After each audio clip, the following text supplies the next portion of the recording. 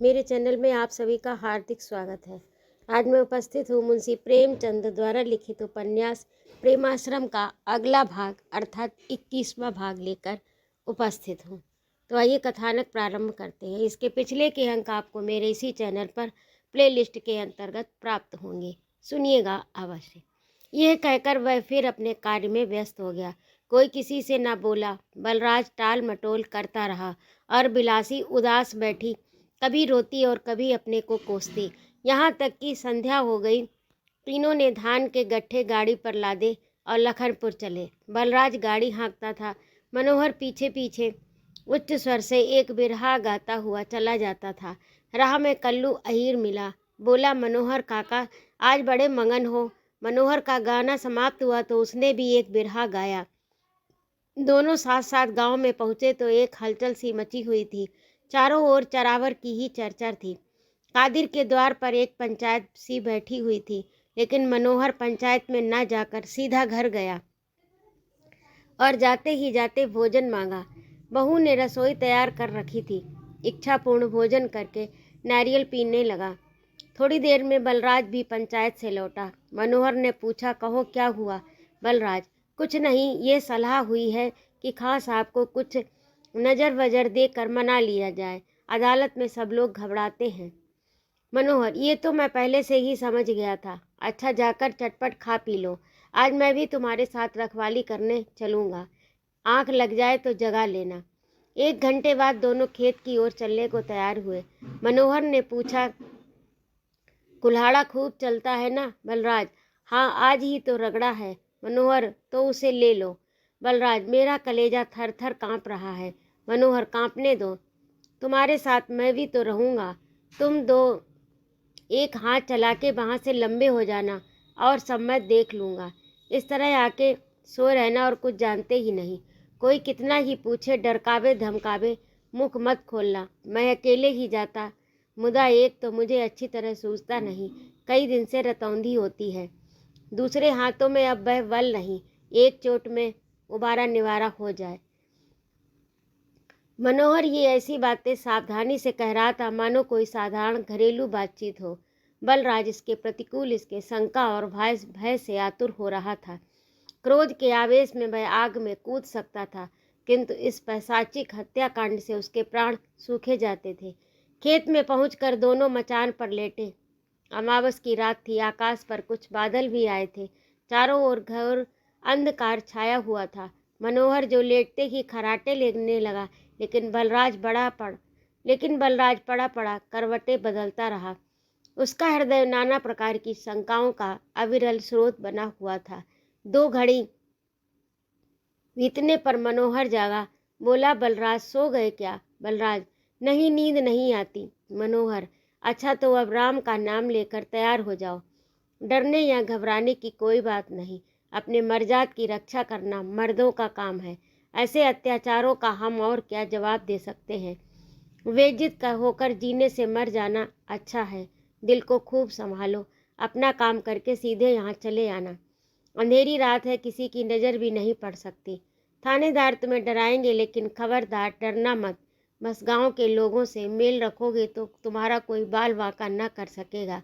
दुखरन भगत अच्छा आदमी नहीं है, उससे चौकन्ने रहना। कादिर भरोसे का आदमी है, उसकी बातों का बुरा मत मानना। मैं तो फिर लौटकर घर ना आऊँगा। तुम ही घर के मालिक बनोगे। अब ये लड़कपन छोड़ देना। कोई 4 बात कहे तो गम खाना। कोई ऐसा काम मत करना कि बाप दादे के नाम को कलंक लगे। अपनी घरवाली को सिर मत चढ़ाना। उसे समझाते रहना कि सास के कहने में रहे। मैं तो देखने ना आऊँगा, लेकिन इसी तरह घर में रार मचता हो तो घर मिट्टी में मिल जाएगा। बलराज ने अवरुद्ध कंठ से कहा, दादा, मेरी इतनी बात मानो।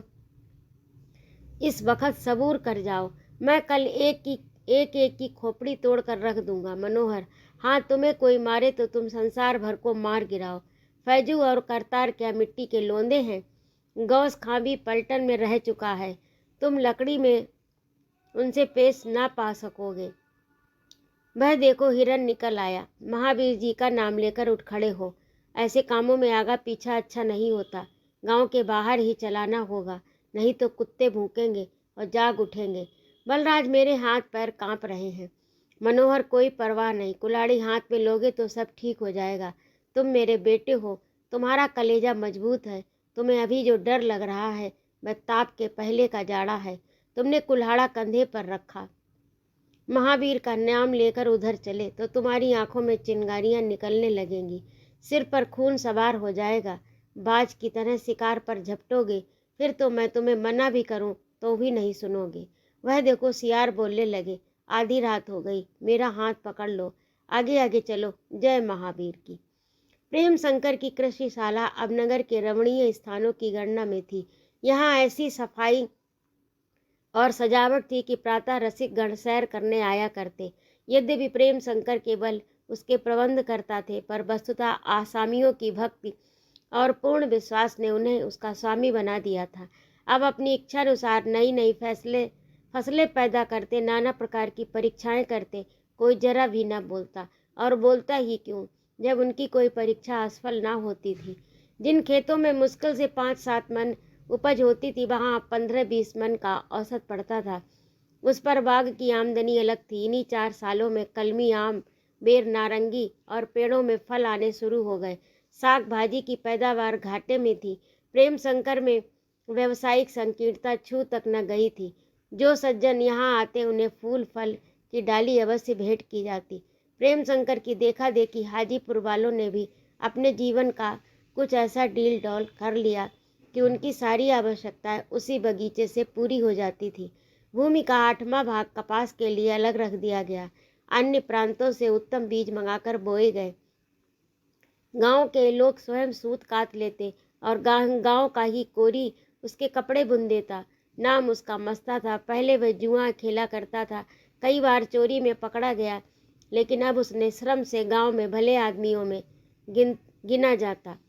प्रेम शंकर के उद्योग से आसपास के गांवों में भी कपास की खेती अच्छी होने लगी और कितने ही कोरियों और जुलाहों के उजड़े हुए घर आबाद हो गए। देहातों के मुकदमेबाज जमींदार किसान बहुधा इसी जगह ठहरा करते थे। यहाँ उन्हें ईंधन, साग भाजी, नमक तेल के लिए पैसे खर्च करने पड़ते थे। प्रेम शंकर उनसे खूब बातें करते, उन्हें बगीचे की सैर कराते। साधु संतों का तो मानो अखाड़ा ही था। 2-4 मूर्तियां नित्य ही पड़ी रहती।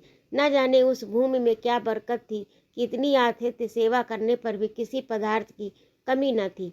हाजीपुर वाले तो उन्हें देवता समझते थे और अपने भाग्य को सराहते थे कि ऐसे पुण्यात्मा ने हमें उबारने के लिए यहाँ निवास किया। उनके सदैव उदार सरल स्वभाव ने मस्ता कोरी के अतिरिक्त गांव के कई कुछ चरित्र मनुष्यों का उद्धार कर दिया।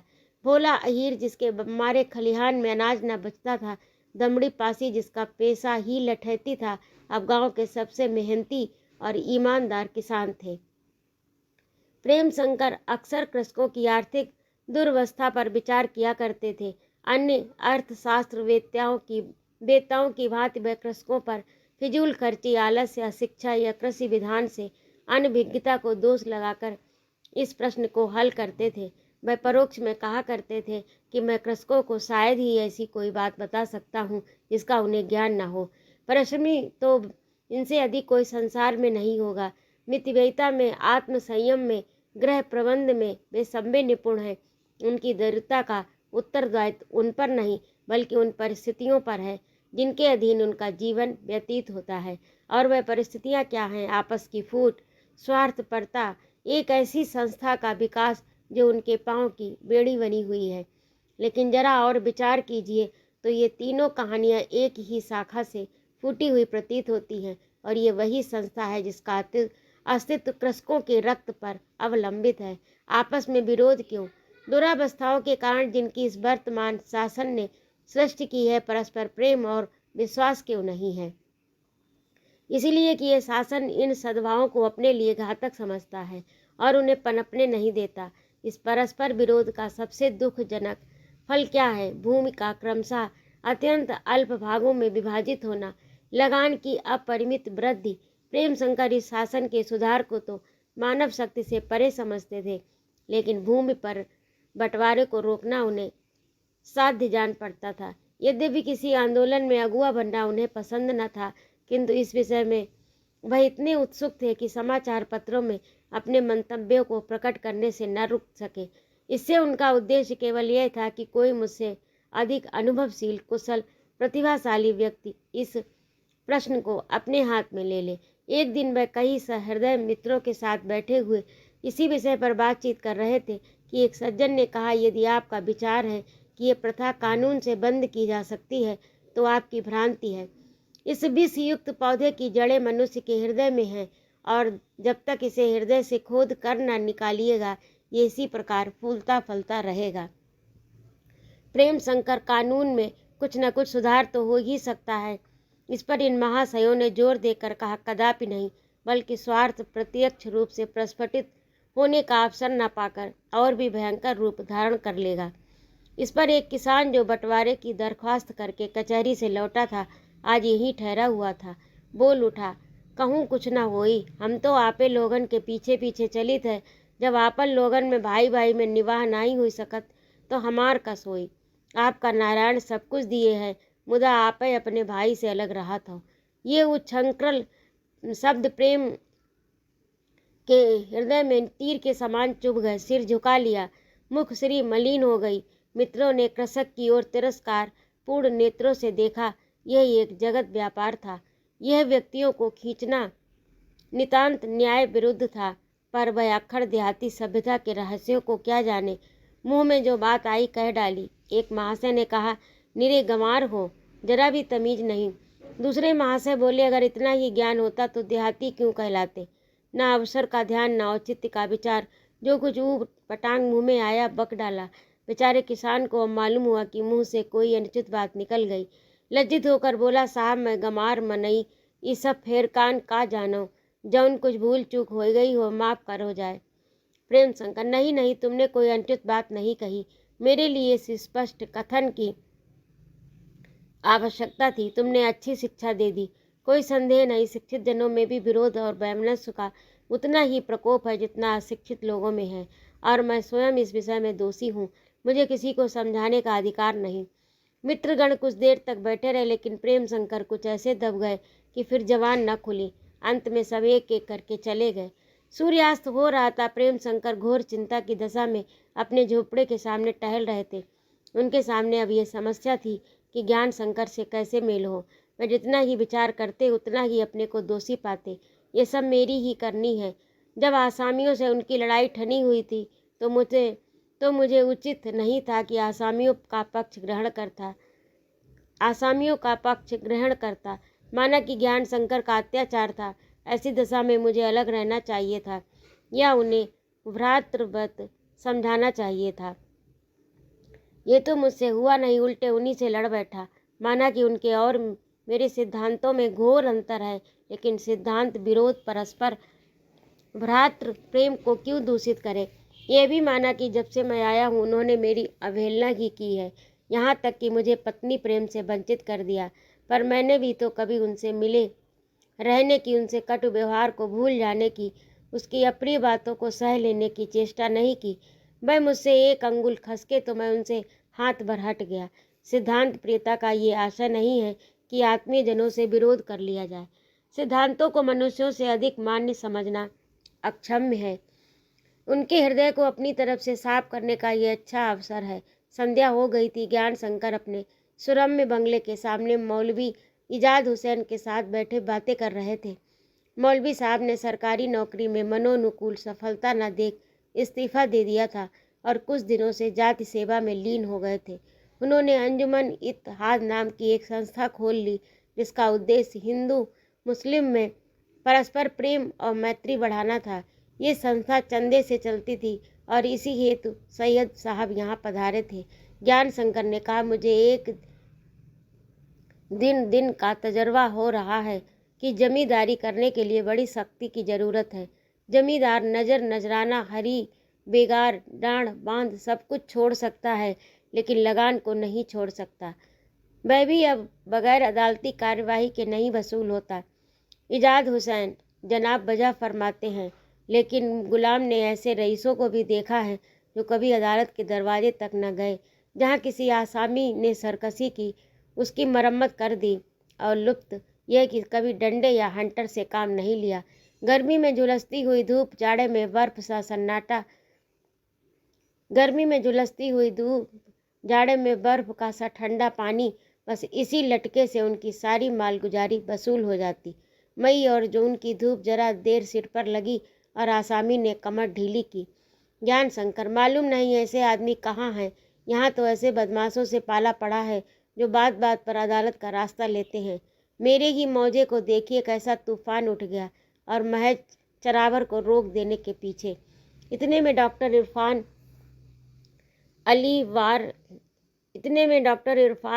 वार टला की मोटर आज पहुंची। ज्ञान शंकर ने उनका स्वागत किया। डॉक्टर, अब की आपने बड़ा इंतजार कराया, मैं तो आपसे मिलने के लिए गोरखपुर आने वाला था। ज्ञान शंकर, रियासत का काम इतना फैला है कि कितना ही समेटूं नहीं समेटता। डॉक्टर, आपको मालूम तो होगा कि यहाँ यूनिवर्सिटी में इकोनॉमिक्स की जगह खाली है। अब तो आप सिंडिकेट में भी आ गए हैं। ज्ञान शंकर, जी हाँ, सिंडिकेट में तो लोगों ने ज़बरदस्ती धर घसीटा, लेकिन यहाँ रियासत के कामों से फुर्सत कहाँ कि इधर तवज्जो करूँ। कुछ कागजात गए थे, लेकिन मुझे उनको देखने का मौका ही न मिला। डॉक्टर दास के चले जाने से जगह खाली हो गई है, और मैं भी उसका उम्मीदवार हूँ। ज्ञान शंकर ने आश्चर्य से कहा, आप? डॉक्टर, जी हाँ, अब मैंने यही फैसला किया है कि मेरी तबीयत रोज़ रोज़ वकालत से बेजार होती जाती है। ज्ञान शंकर, आखिर क्यों? आपकी वकालत तो 3-4 हज़ार से कम की नहीं है। हुक्काम की खुशामद तो नहीं खलती, या आत्मा का ख्याल है? डॉक्टर, जी नहीं, सिर्फ इसलिए कि इस पेशे में इंसान की तबीयत बेजा जर परस्ती की तरफ मायल हो जाती है। कोई वकील कितना ही हक सिनास क्यों ना हो, उसे हमदर्दी और इंसानियत से खुशी नहीं होती जो एक शरीफ आदमी को होनी चाहिए। इसके खिलाफ आपस की लड़ाइयों और दगेबाजियों से एक खास दिलचस्पी हो जाती है। वह एक दूसरी ही दुनिया में पहुंच जाता है जो लतीफ़ जज्बात से खाली है। मैं महीनों से इसी कसमकस में पड़ा हुआ हूँ, और अब भी यही इरादा है कि जितनी जल्द मुमकिन हो इस पेशे को सलाम करूँ। यही बातें हो रही थी कि फैजू और करतार सिंह ने सामने आकर सलाम किया। ज्ञान शंकर ने पूछा, कहो खैरियत तो है? फैजू, हुजूर खैरियत क्या कहें, रात को किसी ने खां साहब को मार डाला। इजाद हुसैन और इरफान अली चौंक पड़े, लेकिन ज्ञान शंकर लेस मात्र भी विचलित न हुए, मानो उन्हें ये बात पहले ही मालूम थी। बोले, तुम लोग कहाँ थे? कहीं सैर सपाटे करने चल दिए थे या अफीम की पिनक में पड़े हुए थे? फैन, हुजूर थे तो चौपाल में ही, पर किसी को क्या खबर थी कि यह वारदात होगी? ज्ञान, क्यों खबर क्यों न थी? जो आदमी सांप को पैरों से कुचल रहा हो, उसे ये मालूम होना चाहिए कि सांप के दांत जहरीले होते हैं। जमींदारी करना सांप को नचाना है, और वह सपेरा अनाड़ी है जो सांप को काटने का मौका दे।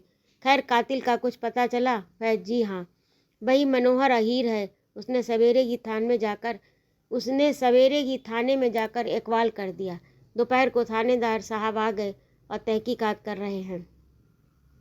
खां साहब का तार हुजूर को मिल गया था। जिस दिन खां साहब ने चरावर को रोकने का हुक्म दिया, उसी दिन गांव वालों में एका हो गया। खां साहब ने घबराकर हुजूर को तार दिया। मैं 3 बजे तार घर से लौटा तो गांव में मुकदमा लड़ने के लिए चंदे का गुट हो रहा था। रात को ये वारदात हो गई। अकस्मात प्रेम शंकर लाला प्रभा शंकर के साथ आ गए। ज्ञान शंकर को देखते ही प्रेम शंकर टूट कर उनसे गले मिले और पूछे, कब आए? सब कुशल से है ना? ज्ञान शंकर ने रुखाई से उत्तर दिया, कुशल का हाल इन आदमियों से पूछो जो अभी लखनपुर से आए हैं। गांव वालों ने गौस खा का काम तमाम कर दिया। प्रेम शंकर स्तंभित हो गए। मुंह से निकला, अरे यह कब? ज्ञान, आज ही रात को। प्रेम, बात क्या है? ज्ञान, गांव वालों की बदमाशी और सरकसी के सिवा और क्या हो सकती है? मैंने चरावर को रोकने का हुक्म दिया था, वहाँ एक बाग लगाने का विचार था। बस इतना बहाना पाकर सब खून खच्चर पर उद्यत हो गए। प्रेम, कातिल का कुछ पता चला? ज्ञान, अभी तो मनोहर ने थाने में जाकर इकबाल किया है। प्रेम, मनोहर तो बड़ा सीधा गंभीर पुरुष है। ज्ञान व्यंग से, जी हाँ, देवता था। डॉक्टर साहब ने मार्मिक भाव से देखकर कहा, यह किसी एक आदमी का खेल हरगिज नहीं है। ज्ञान, वही मेरा भी ख्याल है। मनोहर कितनी मजाल नहीं है कि वह अकेला ये काम कर सके। निसंदेह सारा गांव मिला हुआ है। मनोहर को सबने तबेले का बंदर बना रखा है। देखिए थानेदार की तहकीकात पर का क्या नतीजा होता है। कुछ भी हो, अब मैं इस मौजे को वीरान करके ही छोड़ूंगा। क्यों फैजी, तुम्हारा क्या ख्याल है? मनोहर अकेले ये काम कैसे कर सकता है? फैजू, नहीं हुजूर, 60 बरस का बुढ़ा भला क्या हिम्मत करता, और कोई चाहे उसका मददगार ना हो लेकिन उसका लड़का तो जरूर ही साथ रहा होगा। करतार, वह बुढ़ा है तो क्या, बड़े जीवट का आदमी है, उसके सिवा गांव में किसी का इतना कलेजा नहीं है। ज्ञान, तुम गंवार आदमी हो, इन बातों को क्या समझो, तुम्हें भंग का गोला चाहिए। डॉक्टर साहब, मामले में मुद्दई तो सरकार होगी, लेकिन आप भी मेरी तरफ से पैरवी कीजिएगा। मैंने फैसला कर लिया है कि गांव के किसी बालिग आदमी को बेदाग न छोड़ूंगा। प्रेम शंकर ने दबी जबान से कहा, अगर तुम्हें विश्वास हो कि यह एक आदमी का काम है तो सारे गांव को समेटना उचित नहीं। ऐसा न हो कि गेहूं के साथ घुन भी पिस जाए। ज्ञान शंकर क्रुद्ध होकर बोले, बहुत अच्छा हो अगर आप इस विषय में अपने सत्य और न्याय के नियमों का स्वांग न रचें। यह इन्हीं की बरकत है कि आज इन दुष्टों को इतना साहस हुआ कि आप मुझे साफ साफ कहने पर मजबूर कर रहे हैं। ये सब आपके ही बल पर कूद रहे हैं। आपने प्रत्येक अवसर पर मेरे विपक्ष में उनकी सहायता की, उनसे भाईचारा किया, उनके सिर पर हाथ रखने के लिए हमेशा तैयार रहते हैं। आपके इसी भ्रातृ भाव ने उनके सिर फिरा दिए। मेरा भय उनके दिल से जाता रहा। आपके सिद्धांतों और विचारों का मैं आदर करता हूँ, लेकिन आप कड़वी नीम को दूध से सींच रहे हैं और आशा करते हैं कि मीठे फल लगेंगे। ऐसे कुपात्रों के साथ ऊंचे नियमों का व्यवहार करना दीवाने के हाथ में मसाल दे देना है। प्रेम शंकर ने फिर जबान न खोली और न सिर उठाया। लाला प्रभा शंकर को ये बातें ऐसी बुरी लगी कि वह तुरंत उठकर चले गए, लेकिन प्रेम शंकर आत्म परीक्षा में मौन मूर्तिवत बैठे रहे। दीन देहातियों के साथ साधारण सज्जनता का बर्ताव करने का परिणाम ऐसा भयंकर होगा, यह एक बिल्कुल नया अनुभव था। केवल एक आदमी की जान ही नहीं गई, वरन और भी कितने ही प्राणों के बलिदान होने की आशंका है। भगवान, उन गरीबों पर दया करो। मैंने सच्चे हृदय से उनकी सेवा नहीं की और द्वेष का भाव मुझे प्रेरित करता रहा। मैं ज्ञान शंकर को नीचा दिखाना चाहता था। यह समस्या उसी द्वेष भाव का दंड है। क्या एक लखनपुर ही अपने जमींदार के अत्याचारों से पीड़ित था? ऐसा कौन सा इलाका है कि जमींदार के हाथों रक्त के आंसू न बहा रहा हो? तो लखनपुर के ही प्रति मेरी इतनी सहानुभूति क्यों प्रचंड हो गई? और फिर ऐसे अत्याचार क्या इससे पहले ना होते थे? ये तो आए दिन होता ही रहता है, लेकिन कभी आसामियों को छू करने की हिम्मत ना पड़ती थी। इस बार क्यों मारकाट पर उद्यत हो गए? इन शंकाओं का उन्हें एक ही उत्तर मिलता था और वही उत्तरदायित्व के भार को गुरुतर बना देता। हाय, मैंने कितने प्राणों को अपनी ईर्ष्याग्नि की कुंड में झोंक दिया। अब मेरा कर्तव्य क्या है? क्या ये आग लगाकर दूर से खड़ा तमाशा देखूं? यह सर्वथा निंद है। अब तो इन अभागों की यथा योग्य सहायता करनी ही पड़ेगी, चाहे ज्ञान शंकर को कितना ही बुरा लगे। इनके सिवा कोई दूसरा मार्ग नहीं है। प्रेम शंकर इन्हीं विचारों में डूबे हुए थे कि माया शंकर ने आकर कहा, चाचा जी, अम्मा कहती हैं अब तो बहुत देर हो गई, हाजीपुर में कैसे जाइएगा, यहीं भोजन कर लीजिए और आज यहीं रह जाइए। प्रेम शंकर शोकमय विचारों की तरंग में भूल गए कि अभी मुझे हाजीपुर लौटना है।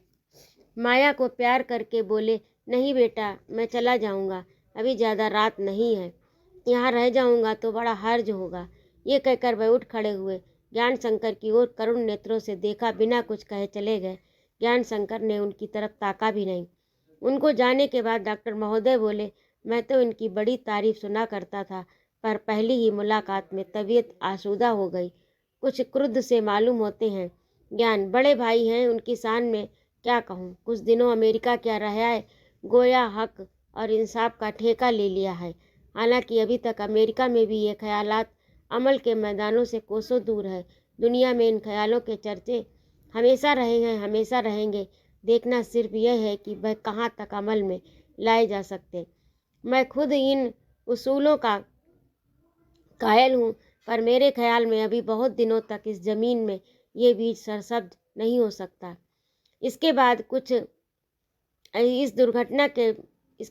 देर इस दुर्घटना के संबंध में बातचीत होती रही। जब डॉक्टर साहब और इजाद हुसैन चले गए तब ज्ञान शंकर घर में जाकर बोले, देखो भाई साहब ने लखनपुर में क्या गुल खिलाया। अभी खबर आई है कि गौस खां को लोगों ने मार डाला। दोनों स्त्रियां हक्की बक्की होकर एक दूसरे का मुंह ताकने लगी। ज्ञान शंकर ने फिर कहा, वह वर्षों से बाहर जा जाकर आसामियों से जाने क्या कहते थे, न जाने क्या सिखाते थे, जिसका ये नतीजा निकला कि मैंने जब इनके वहाँ आने जाने की खबर पाई तो उसी वक्त मेरे कान खड़े हुए। मैंने इनसे विनय की कि आप गंवारों को अधिक सिर न चढ़ाएं। उन्होंने मुझे भी वचन दिया उनसे कोई संबंध न रखूंगा, लेकिन अपने आगे किसी को समझते नहीं। मुझे भय है कि कहीं इस मामले में वह भी न फंस जाएं। पुलिस वाले कट्टर होते हैं, वह किसी न किसी मोटे आसामी को जरूर फांसेंगे। गांव वालों पर जहां सख्ती की सब के सब खुल पड़ेंगे और सारा अपराध भाई साहब के सिर डाल देंगे। श्रद्धा ने ज्ञान शंकर की ओर कातर नजरों से देखा और सिर झुका लिया। अपने मन के भाव को प्रकट न कर सकी। विद्या ने कहा, तुम जरा थानेदार के पास क्यों नहीं चले जाते? जैसे बने उन्हें राजी कर लो। ज्ञान, हाँ कुछ ना कुछ तो करना ही पड़ेगा, लेकिन एक छोटे आदमी की खुशामद करना, उनके नखरे उठाना कितने अपमान की बात है। भाई साहब को ऐसा ना समझता था। श्रद्धा ने सिर झुकाए हुए सरोस स्वर में कहा, पुलिस वाले उन पर जो अपराध लगाए वह ऐसे आदमी नहीं हैं कि गांव वालों को बहकाते फिरे, बल्कि अगर गांव वालों की नीयत उन्हें पहले मालूम हो जाती तो ये नौबत भी ना आती। तुम्हें थानेदार की खुशामद करने की कोई ज़रूरत नहीं, वह अपनी रक्षा आप ही कर सकते हैं। विद्या, मैं तुम्हें बराबर समझाती आती थी कि देहातियों से रार ना बढ़ाओ। बिल्ली भी भागने को सह नहीं पाती तो शेर हो जाती है, लेकिन तुमने कभी कान ही न दिए। ज्ञान, कैसी बेसिर पैर की बातें करती हो। मैं इन टकड़ गधे किसानों से दबता फिरूं? जमींदार ना हुआ कोई चरकटा हुआ। उनकी मजाल थी कि मेरे मुकाबले में खड़े होते। हाँ, जब अपने ही घर में आग लगाने वाले मौजूद हों तो जो कुछ ना हो वह थोड़ा है। मैं एक नहीं 100 बार कहूँगा, अगर भाई साहब ने इन्हें सिर न चढ़ाया होता तो आज इनके हौसले इतने ना बढ़ते। विद्या दबी जबान से, सारा शहर जिसकी पूजा करता है उसे तुम घर में आग लगाने वाले कहते हो। ज्ञान, यही लोक सम्मान तो सारे उपद्रवों का कारण है। श्रद्धा और ज़्यादा न सुन सकी, उठकर अपने कमरे में चली गई। तब ज्ञान शंकर ने कहा, मुझे तो उनके फंसने में जरा संदेह नहीं। विद्या, तुम अपनी ओर से उनके बचाने में कोई बात उठा न रखना, ये तुम्हारा धर्म है। आगे विधाता ने जो लिखा वह तो होगा ही। ज्ञान, भाभी की तबीयत का कुछ और ही रंग दिखाई देता है। विद्या, तुम उनका स्वभाव जानते हो। वह चाहे दादाजी के साय से भी भागे, पर उनके नाम पर जान देती हैं। हृदय से उनकी पूजा करती हैं। ज्ञान, इधर भी चलती हैं उधर भी। विद्या, उधर लोकलाज से चलती हैं और हृदय उधर ही, इधर लोकलाज से चलती हैं, हृदय उधर ही है। ज्ञान, तो फिर मुझे और कोई उपाय सोचना पड़ेगा। विद्या, ईश्वर के लिए ऐसी बातें ना करो। तो ये था आज का भाग। आपको कैसा लगा कमेंट करके अवश्य बताइएगा। यदि आपको मेरा कहानी सुनाना अच्छा लगता हो तो कृपया मेरे चैनल को सब्सक्राइब अवश्य करें, लाइक और कमेंट करें तथा अपने मित्रों में शेयर भी करें। सुनने के लिए बहुत बहुत धन्यवाद। जय माँ भारती।